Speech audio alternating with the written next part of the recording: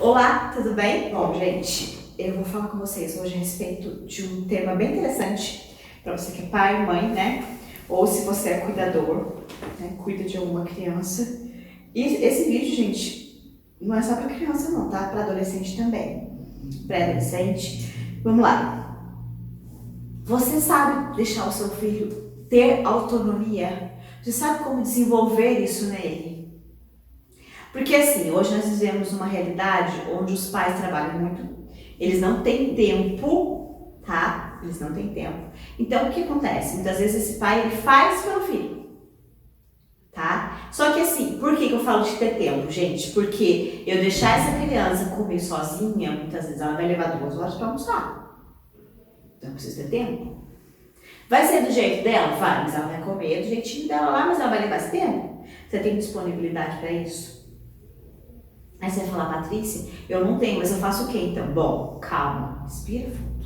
Primeira coisa, se você trabalha fora, você, seu esposo, todo mundo, né? Se você é cuidador de uma criança e tem que deixar essa criança às vezes na creche o dia inteiro, na escola, o que você vai fazer, tá? Você escolhe um dia da semana, faça uma refeição em família. Essa refeição em família vai servir para quê? Essa criança, eu preciso pensar uma coisa. Se tiver todos os alimentos em refratários em cima da mesa e está na altura da criança, muitas vezes essa criança ela é capaz de colocar o pratinho dela. O que você vai ter que ensinar para essa criança? Que ela tem que colocar uma quantidade que ela aguente comer. Que não é certo colocar muito e jogar comida fora. Por que não é certo? Porque tem muita criança passando fome. É por isso, é assim que eu ensino. Né? Então, que não é justo, porque, né, puxa vida, a gente precisa ajudar as pessoas, ser mais consciente com o planeta e por aí vai, N coisas, tá? Mas aí o que eu ensino pra criança? Coloca um pouquinho, se você quiser comer mais, coloca mais um pouquinho, mas deixa ela fazer do jeitinho dela, tá? Por quê? Muitos pais, por medo, insegurança, por pressa, fazem tudo pelos filhos. E depois nós vamos ter a realidade que a gente tem hoje de um monte de adolescente tem medo das coisas. Ele tem medo de andar de ônibus, ele tem medo de resolver um problema, ele não é capaz de chegar num lugar e conversar com alguém e resolver uma situação, ele não é capaz. Por que ele não é capaz? Porque não foi gerado nele a autonomia. E, gente, a gente tem que lembrar que, quando eu falo de autonomia, quando eu permito que esse filho faça alguma coisa, que essa criança realize uma atividade por conta própria, eu, além de autonomia, estou desenvolvendo nele autoestima. Por quê? O ponto de referência dele são os pais. Se o meu pai permite que eu faça, eu me sinto capaz. Eu me sinto competente. A partir do momento que meu pai não permite que eu faça, eu me sinto inseguro e muitas vezes incompetente. Porque a minha referência são meus pais. Se os meus pais não acreditam em mim, eu meio que deduzo que eu não sou capaz de fazer. Percebe? Então aí eu tenho um certo paralelo, vamos dizer assim, tá? Entre uma coisa e outra. Mas essa autonomia, gente, a gente precisa lembrar uma coisa. A disciplina positiva, vou citar um exemplo aqui, ou psicologia positiva, né? Ela vai dizer o seguinte, eu tenho 3 tipos de pais, tá? Eu tenho uns pais lá de antigamente, que eram muito rígidos e opressores, tá? Então era aquela criação assim, vai fazer assim e pronto, acabou porque eu tô mandando. Então não tinha um diálogo, certo? Vai fazer assim porque eu quero que seja assim, acabou, tá? O que aconteceu? Esses jovens daquela época se tornaram os pais atuais. E esses pais cresceram com aquela fala, né? Eu não vou fazer isso com meu filho, quando eu tiver filho eu vou ser totalmente diferente dos meus pais. Só que o que acontece? Muitas vezes essas pessoas, elas foram pro extremo. Eu saí do 8 para 80. E aí eles se tornaram pais permissivos. Que é aquele pai também que não esquenta a cabeça com nada. Deixa o filho fazer, elas vão ter. Gente, nenhum dos dois é adequado, tá? Precisa ter um meio termo aí. E aí, a disciplina positiva, ela vai dizer o quê? Que eu preciso ser rígido, tá? Que não é rígido. O rígido, não é o termo correto. O rígido é uma coisa que não dá pra mudar. Eu preciso ser firme, é diferente. Ter firmeza naquilo ali, tá? E eu preciso ser, eu posso ser permissivo, né? Firmeza, só que ao invés de ser essa permissão de não esquentar a cabeça com nada, eu preciso aprender a ser gentil. Então, o terceiro, que é a psicologia positiva, ela vai falar sobre firmeza e gentileza. Gente, veja bem, é o método mais adequado? É, mas não é porque é o método mais adequado que eu tô falando aqui e que você tá criando seu filho errado, não é isso, tá? Por quê? Porque muitos pais já vivem na culpa. Você assiste esse filme e escuta isso, vai falar, nossa, então eu tô... Não é isso. A gente precisa trabalhar a maneira como eu funciono para que tudo ao meu redor mude, né? Muitas vezes aqui na terapia, os pais vêm porque querem terapia para os filhos. E aí eu oriento que ao invés do filho fazer terapia, que os pais façam. Porque veja bem, os pais são referências. Se esse pai muda, o filho muda. Tá? Então veja bem, firmeza e gentileza. Eu sou firme e gentil. Firme e gentil. Como é que eu sou firme e gentil? Tá? Eu falar com a criança com firmeza. Eu abaixar na altura dela, olhar nos olhos dela, ser firme no que eu tô falando com ela. Só que para isso eu preciso ter tempo. Se eu não tenho tempo, não adianta eu querer dar um esporro na criança, que não vai resolver, não vai mudar comportamento. Tem um vídeo aqui no canal que fala sobre o cérebro na palma da mão. Eu tô falando lá de como é que eu mudo o comportamento. Muitas vezes os pais, a queixa maior dos pais é: eu falo 10 milhões de vezes a mesma coisa, eu falo 10 milhões de vezes vai tomar banho, e vai falar 20 milhões. Se continuar do jeito que vai continuar falando. Por quê? Porque o seu filho já está condicionado que você vai falar 20 milhões de vezes, ele não vai fazer e vai ficar por isso mesmo. Agora, se eu sou gentil e firme, eu vou conseguir colocar isso em ordem. Outra coisa importantíssima, se essa criança não tem rotina, a criança precisa ter rotina. Todo mundo precisa ter rotina, gente. Nós precisamos ter rotina. Eu já falei, eu acredito sobre isso aqui também. Que rotina não é monotonia. Ou seja, né? Não é aquela coisa monótona, que você fala, nossa, coisa chata, repetitiva.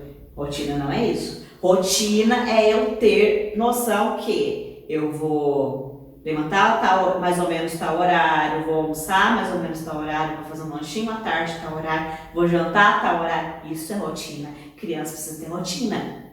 Se a criança não tem rotina... Agora, se eu coloco rotina para a criança, ela sabe que se almoçar ela vai ter que tomar um banho.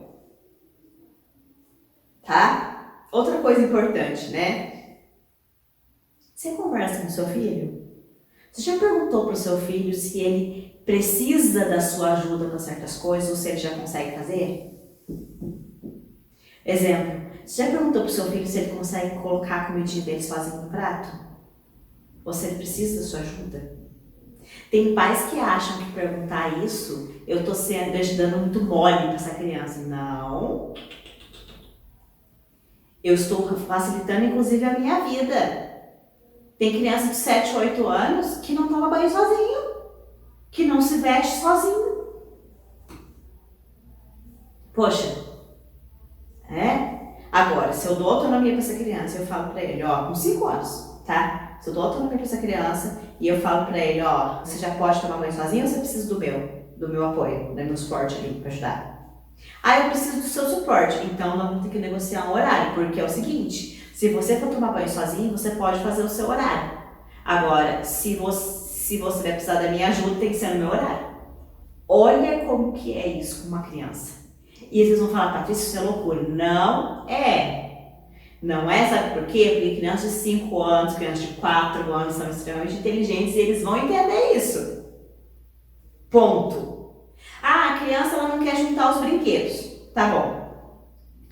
Primeira coisa, quer ver uma coisa, gente, que é muito comum de criança falar pra gente? Por que você não quer fazer tal coisa? Aqui no consultório sempre tem isso, né? Às vezes eu pergunto pra eles assim, por que você enrola pra fazer tarefa? Por que você não quer fazer tarefa? Ah, porque eu não quero. Aí eu sempre falo assim, tá, porque eu não quero uma resposta. Como é que eu vou te ajudar com essa resposta? Aí eles param e pensam, falo pra eles, ó, vamos lá, é porque você não gosta? É porque você não gosta dessa matéria? É porque você tem dificuldade nessa matéria? É porque você está cansado? Se você está cansado, que horário você está fazendo essa tarefa? É à tarde? Então não é melhor fazer de manhã? Olha quantas questões, na verdade, quantas perguntas vão surgir de um questionamento da criança, de uma fala da criança, por uma atitude dela. Porque a partir do momento que você fala, Patrícia, sério, gente, a partir do momento que eu faço todas essas perguntas para a criança e ela me dá respostas, aí eu consigo ajudar essa criança. Agora, eu não quero porque eu não quero, não.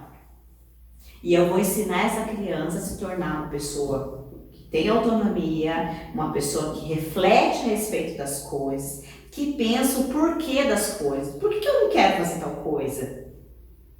Faz sentido para vocês que são pais, né? Porque assim, ó, deixa eu explicar uma coisa para vocês. Vocês devem pensar assim, não tenho tempo para isso, Patrícia. Tá, mas se você começar a adquirir o hábito de praticar isso, um tempo que você vai perder, talvez você perca meia hora hoje, sentando e conversando com seu filho a respeito de alguma coisa que ele não quer realizar. Mas se você entender o porquê que ele não quer realizar aquilo ali, você vai conseguir ajudar ele e aí você não perde mais tempo. Tá? Porque assim, ó, tem criança, gente, é engraçado isso, né? Você que é pai, que é mãe, volta lá atrás quando você era criança, vê se você lembra de quando você era criança. É engraçado, a gente se torna adulto e a gente tem uma mania de esquecer de como era quando a gente era criança, de como era quando a gente era adolescente e de se revoltar quando a criança faz determinadas coisas ou quando o adolescente faz determinadas coisas pra gente. Até parece que a gente nunca foi criança e adolescente, né? E que a gente fazia igual, muitas vezes, né? Quantas vezes os pais falam coisas dos filhos e aí tá bom. Aí você conhece os pais, depois você conhece os filhos. Aí você fala, gente, mas é a cópia. Como é que você quer que seu filho seja diferente? Responde pra mim, vamos lá. Você é assim, seu marido é assim, seu filho é a mistura dos dois. Que tem muita gente que entra nessa loucura, hein? O pai sendo meio agitado e fala alto e não sei o quê. Tá. E aí a mãe, ela gosta das coisas organizadas assim, assim, assim, assado. E a criança é assim também. Aí, gente, olha como é que é muito doido, né? Eu renego eu mesma. Porque a criança é o Xerox. Vai dizer que vocês nunca viram isso. Aí eu falo muitas vezes aqui, eu falo, eu não tô entendendo o que tá acontecendo aí. Porque a criança é igualzinho vocês. É a cópia perfeita. Tá? Então, se eu quero mudança de comportamento, eu tenho que mudar comportamento. Tá? Se o seu filho grita muito, será que você não está gritando? Muito. Se o seu filho não faz nada, será que você deixa de fazer? E aí eu vou lá pra frente, que é pior, tá? Um dia o seu filho vai crescer e vai ter que ir pra faculdade. Que eu já passei por isso no consultório. Adolescentes muito inseguros, com muito medo e que não conseguiram ficar numa faculdade. E aí a frustração é muito grande, a decepção é muito grande, porque, poxa, os meus pais é que tinham que ter me ensinado e não me ensinaram. O básico, tá, gente? Porque é o básico da vida, o básico da vida. É essa criança saber que ela tem que comer, é saber que ela tem que vestir, que ela tem que tomar um banho, ela tem que saber identificar os sentimentos dela, né, fisiológicos, que é vontade de ir no banheiro, que eu tô sentindo fome, que eu tô sentindo dor, tá? Ela tem que saber o básico, que é se locomover. Não é verdade? Então a gente precisa lembrar disso. A autonomia. Não tem coisa melhor no mundo do que a gente ter autonomia. E aí, muitas vezes, eu tenho pais que são autônomos, no sentido assim, é aquele pai que resolve tudo, aquela mãe que resolve tudo, que não depende de ninguém, mas que faz isso com o filho. Cuidado, tá? Eu vim falar esse vídeo hoje porque eu tenho visto muito isso, sabe? Jovens perdidos que não sabem se locomover, que entram num desespero, que às vezes entram até em uma ansiedade por medo de enfrentamento de uma coisa natural, porque nunca foi aprendido. Então, se você tem esse costume de fazer pelo seu filho, comece a deixar ele fazer por ele. É arrumar um pratinho, é um banho sozinho, sabe? E é muito bonitinho você ver que eles aprendem, porque assim, esses dias até aconteceu uma coisa engraçada. A mãe já tinha ensinado para aquela criança que tomou água, tomou leite, a caneca é na pia. E aí tá, a criança estava lá em casa, e a criança colocou em cima da pia, e como ela ia levar embora, eu passei a água, né, lavei, e coloquei na mesa, em cima da mesa, pra a mãe não esquecer. Pois ele viu, ele foi lá, catou de novo, colocou na pia. Porque ele já aprendeu, mesmo ele tendo 4 aninhos, que a caneca, depois que você tomou, é na pia. E são coisas pequenas que eu vou ensinando a criança para que ela consiga organizar, né? Ter uma rotina, ter uma certa organização ali para ela conseguir sobreviver. Faz sentido, gente? Eu espero que tenha ficado claro para vocês essa questão da autonomia, tá? Porque não tem outro jeito, tá? Não tem segredo, não tem pozinho mágico. A autonomia da criança eu tenho que... Como é que eu forneço para ela? Deixando ela viver. Deixando ela experimentar as coisas da vida, deixando ela ter as experiências de cair, de levantar, de machucar, de ralar o joelho. Preciso deixar. Porque se eu não deixo essa criança fazer isso, ela nunca vai ter autonomia. Vai crescer uma criança com autoestima baixa, vai crescer uma criança insegura, se sentindo incapaz, tá? E o pior, né? Crianças que podem se tornar adultos que sofrem abusos psicológicos. Por quê? Porque se ele se sente incapaz, não tem autonomia, tem uma autoestima baixa, ele às vezes vai se submeter a coisas terríveis porque acha que não é capaz de conquistar aquela pessoa.